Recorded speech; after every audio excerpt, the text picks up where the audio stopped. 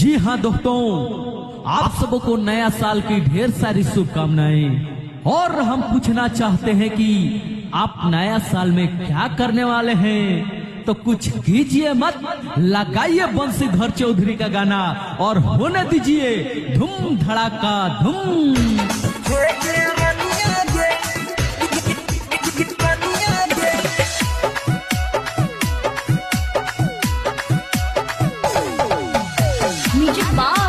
DJ विकास सीतामढ़ी।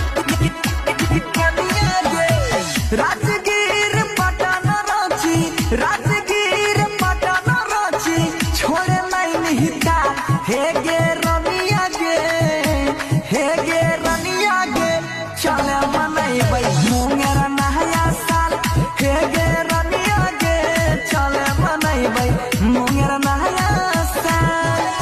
राजगीर पटन रांची, राजगीर पटन रांची, छोड़े नहीं हिता हे गे रनिया गे, हे गे रनिया गे, चले मनैबै मुंगेर नया साल, हे गे